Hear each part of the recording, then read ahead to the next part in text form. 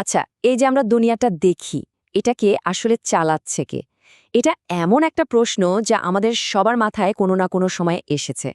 পর্দার আড়ালে কি সত্যি এমন কোনো শক্তি আছে, যারা সবকিছু নিয়ন্ত্রণ করছে? চলেন এই বিষয়টা নিয়ে আজ একটু গভীরে যাওয়া যাক। আর এই নিয়ন্ত্রণের কথা উঠলেই আমাদের মাথায় কয়েকটা জিনিস খেলে যায়, তাই না?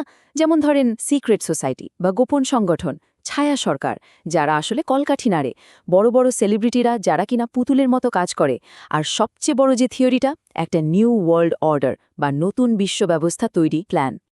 আর এই সব কিছুর একেবারে কেন্দ্রবিন্দুতে প্রায় সবসময় একটাই নাম ঘুরে ফিরে আসে: ইল্লুমিনাটি। কিন্তু এই ইলুমিনাটির কোনটা সত্যি আর কোনটা শুধুই কল্পনা? আজকের আলোচনায় আমরা সেই রহস্যেরই গভীরে যাব। ওকে, তো প্রথমেই আমরা দেখব যে আজকালকার সময়ে ইলুমিনাটি বলতে মানুষজন আসলে কি বোঝায়, মানে এখনকার লেজেন্ডটা ঠিক কী রকম।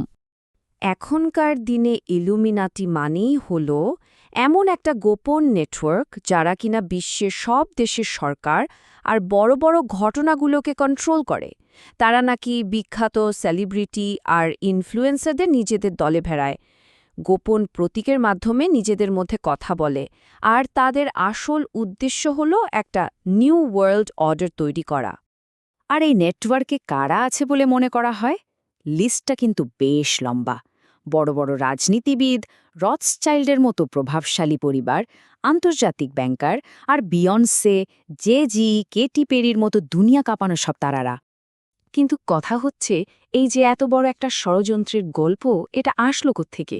আর যারা আসল ইলুমিনাতি শুরু করেছিল, তাদের প্ল্যানও কি এটাই ছিল? এই প্রশ্নের উত্তর খুঁজতে হলে আমাদের একটু টাইম ট্রাভেল করতে হবে। কল্পনার জগৎ থেকে সোজা চলে যেতে হবে ইতিহাসে। চলুন দেখি ১৭৭৬ সালের আসল ব্যাভেরিয়ান ইলুমিনাতির গল্পটা কী ছিল। এই সংগঠনের মূলে ছিলেন অ্যাডাম ভাইসাউপ্ট নামে একজন। তিনি জার্মানির ইঙ্গলস্ট্যাড ইউনিভার্সিটির আইনের প্রফেসর ছিলেন। মজার ব্যাপার হল, তার পুরো ইউনিভার্সিটি চালাতো জেসুইটরা, মানে প্রভাবশালী ক্যাথলিক ধর্মগুরুরা। আর তিনি ছিলেন সেই প্রতিষ্ঠানের একমাত্র প্রফেসর যিনি কোনো পাদ্রী ছিলেন না। আর সংঘের ভেতরে তিনি নিজের একটা ছদ্মনামও ব্যবহার করতেন, সেটা হলো স্পার্টাকাস। আর এখানেই আসল টুইস্টটা। যদি দুই সময়ের লক্ষ্যগুলো পাশাপাশি রাখা হয়, তাহলে দেখবেন আকাশ পাতাল তফাত। একদিকে দেখুন, তাদের আসল উদ্দেশ্য ছিল কুসংস্কার আর ধর্মের বাড়াবাড়ির বিরুদ্ধে লড়া, আর রাষ্ট্রের ক্ষমতার অপব্যবহারের বিরুদ্ধে কথা বলা। আর এখনকার থিওরি কি বলে? তারা নাকি শয়তানের পূজা করে, বিশ্বকে কন্ট্রোল করতে চায়, আর সেলিব্রিটিদের দিয়ে মাইন্ড কন্ট্রোল করে। মানে পুরোই উল্টো একটা ব্যাপার। আরেকটা ইন্টারেস্টিং ফ্যাক্ট কি জানেন? এই আসল ইলুমিনাটি কিন্তু খুব বেশি দিন টেকেনি। ভাবা যায়, ১৭৭৬ সালের মে মাসে ভাইসহাউপ্ট আর ৪ জন ছাত্র মিলে এটা শুরু করেন। এর আসল নাম ছিল পারফেক্ট বেলেস্ট। আর মাত্র ৯ বছরের মাথায় ১৭৮৫ সালে ব্যাভেরিয়ার শাসক এটাকে নিষিদ্ধ করে দেন। তাদের সব গোপন কাগজপত্র বাজেয়াপ্ত করে ছাপিয়েও দেওয়া হয়। এর পরপরই সংগঠনটা একরকম শেষই হয়ে যায়। তাহলে প্রশ্নটা এখানেই আসে, যে সংগঠনটা ১০ বছরও ঠিকমতো টেকেনি, সেইটা কিভাবে আজকের দিনে দুনিয়া কাঁপানো একটা ষড়যন্ত্র তত্ত্বে পরিণত হল? চলুন এই অবিশ্বাস্য জার্নিটাই দেখি, কিভাবে ইতিহাস আস্তে আস্তে একটা ষড়যন্ত্রের গল্পে রূপ নিল। এই বদলের পেছনে কয়েকটা বড় বড় ধাপ আছে। প্রথমে ১৭৯০-এর দশকে কিছু বই বের হলো, যেখানে দাবি করা হলো যে ইলুমিনাটি আসলে শেষ হয়ে যায়নি, আর ফরাসি বিপ্লবের পেছনে তারাই ছিল। এরপর ১৯ শতকে গিয়ে এই গল্পটা আরও অনেক ষড়যন্ত্র তত্ত্বের সাথে মিশে গেল। ২০ শতকে জর্জ H.W. বুশের একটা বক্তৃতার পর নিউ ওয়ার্ল্ড অর্ডার শব্দটা ভাইরাল হয়ে যায়। আর ২১ শতকে তো ইন্টারনেট এসে আগুনে ঘি ঢেলে দিল। মজার ব্যাপার কি জানেন? এই ষড়যন্ত্র তত্ত্বের জন্য হয়তো ভাইসহাউপ্ট নিজেই কিছুটা দায়ী।